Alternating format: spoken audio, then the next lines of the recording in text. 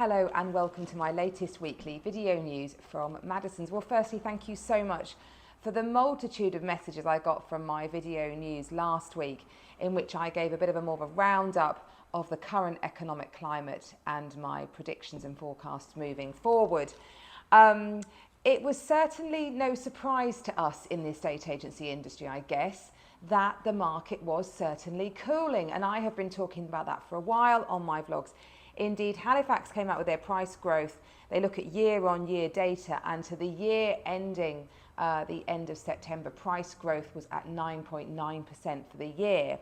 That's still great, actually, still good. But compare that to the end of August, it was 11.8%. So that shows that gentle cooling of prices. Many people are coming out and saying, will there be a big price drop? As I said last week, I think that depends on consumer sentiment and confidence and how much we listen to our intensely negative media. And of course, the number of forced sales that they are. That is generally what drives a property downturn, is how many people need to sell. Because if you don't need to sell and prices are going down, then you simply don't list your property for market. You wait, you ride it out, you take it to market when the market is stronger. And of course, then the whole supply and demand thing kicks off again. And that generally leads me on to why I think prices, my first personal view is that prices won't crash. I think we've got a really good full housing labour supply. The stamp duty cuts will be welcome. And supply, there is still not enough stock to meet demand. And especially if those people who are thinking of moving but don't need to sell retract from the market, that will mean less supply. But foreign investors, they're loving coming to our country at the moment. Searches from foreign investors, a huge increase because, of course, sterling has dropped a bit, so it looks very, very cheap. They can get a lot for their money. And also interesting to see the London rental market. That is booming at the moment. There are 3 times more demand than there is possible supply. And over the last year, rents in the capital have gone up 26.8%.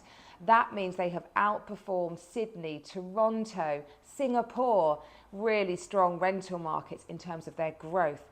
Now, of course, the pandemic did see a bit of a shift downwards with London rentals. Lots of people stuck in their flats in the capital, moved out to the country, didn't need to be so close to work.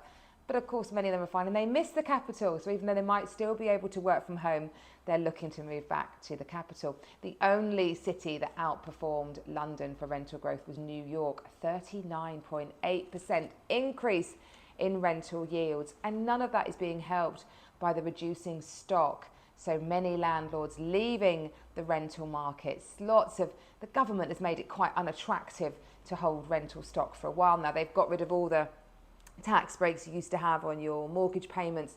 They charge you an extra 3% to buy.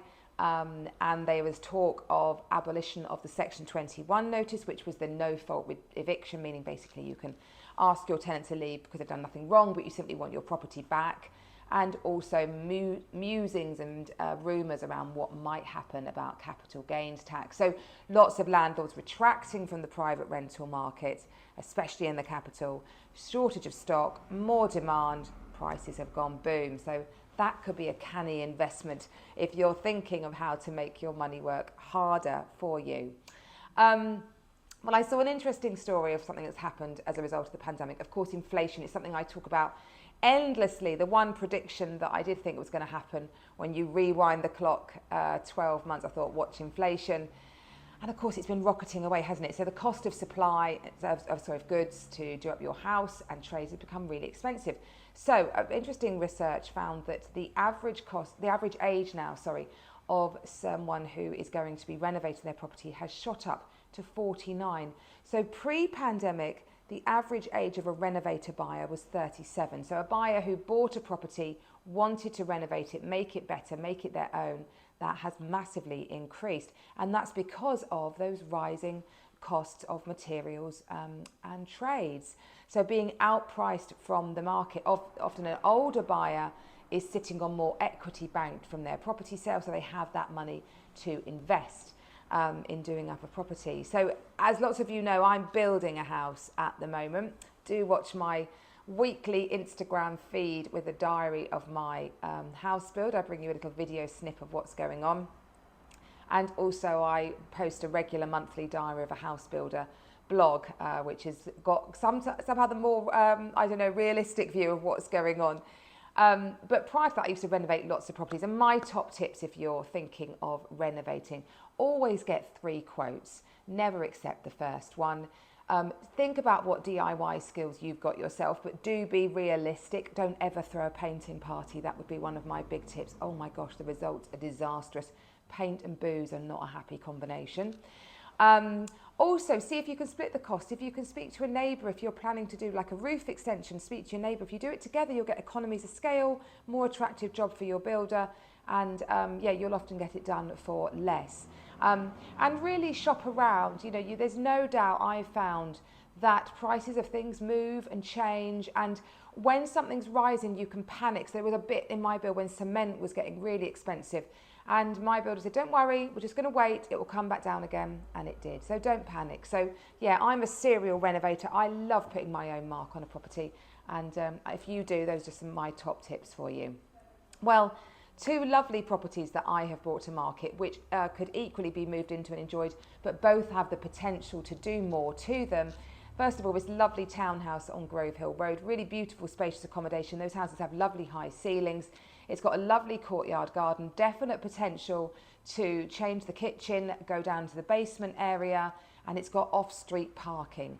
That is on at a guide of 925,000. And how about this lovely barn conversion? If you want some more rural living, this one here I've just launched out on the outskirts of Paddock Wood on at a guide price of 1.25. Beautifully presented again, but again you could convert into that garage if you wanted some more living accommodation, or generally restructure how the living accommodation is arranged. I'd love to see the kitchen and the sitting room of this particular house.